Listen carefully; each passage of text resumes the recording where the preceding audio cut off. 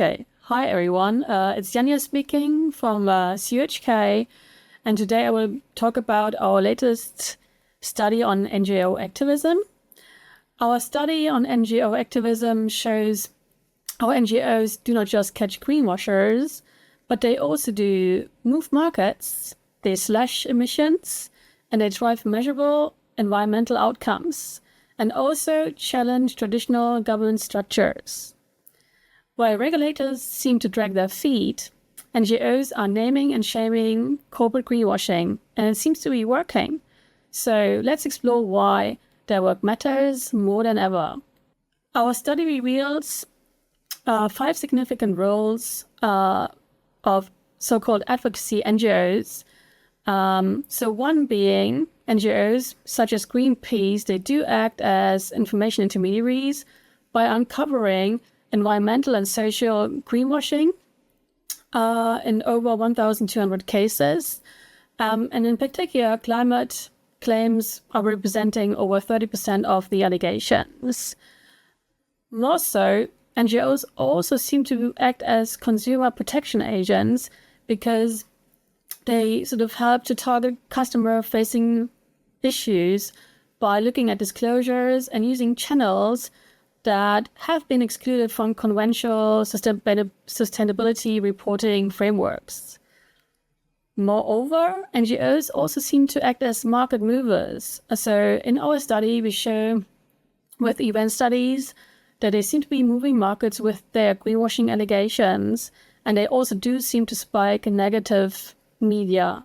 Moreover, those NGOs also seem to work as operational change agents, with sort of in our study showing that, the pressure from NGOs seems to be increasing or sort of helping to increase pressure for companies to reduce Scope 1 emissions. In our study, we find a reduction of around 12%.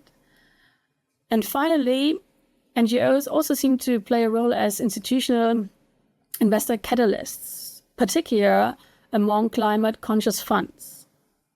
But why should NGOs matter to you? So NGOs aren't just like activists. I mean, when you look at investors, for example, NGOs may provide significant information about financial and regulatory risks concerning the target companies.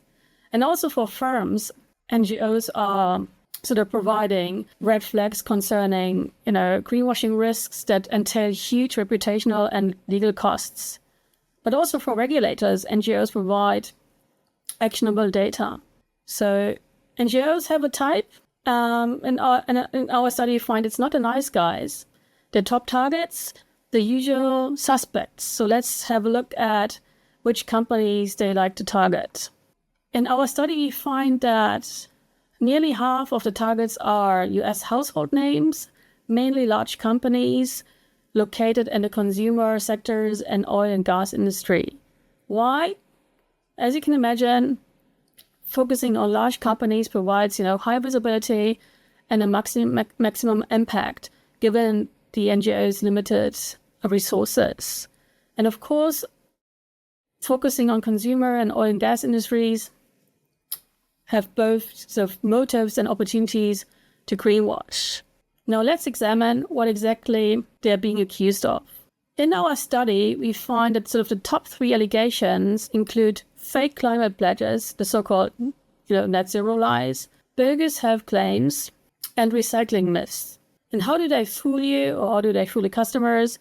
Primarily by using misleading wording, especially targeting sort of advertising, packaging, and it's not necessarily sort of, which surprised us, financial reporting, sustainability reporting. Greenwashing really takes place at other places such as packaging or advertising. And when these get exposed, the fallout is immediate. So what we see in our study is that immediately after the greenwashing allegations are out, stock prices drop immediately. And especially when we see serious climate lies, the stock price drops by almost 1%. And not only that, but also sort of media turns toxic. So we see almost 15% negative increase in news coverage. And sort of the main takeaway for us was or is that those, NGO allegations entail like huge reputational damage. And so after that, in the study, we also looked at, so how do companies deal with that? How do they respond?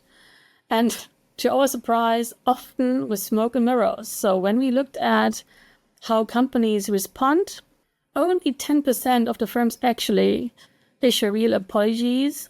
So most of them stay silent. Firms trying to not to engage directly with the NGOs, but they seem to be cutting direct emissions when we looked at the scope 1 emissions on average by 12%.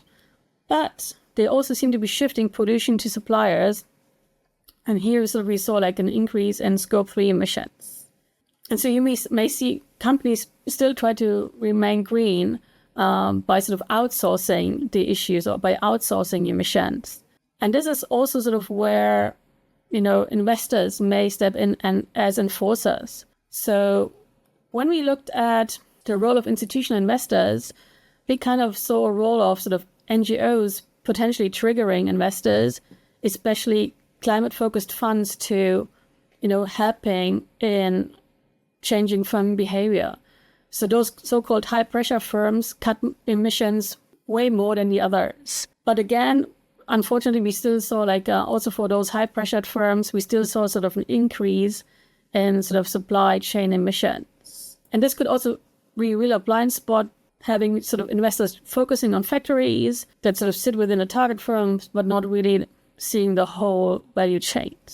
And overall brings us to ask sort of what potential policy fixes we may need. And so regarding policy implications, one of the big takeaways is that apparently NGOs fulfill a monitoring role, a very important one regarding sort of greenwashing issues.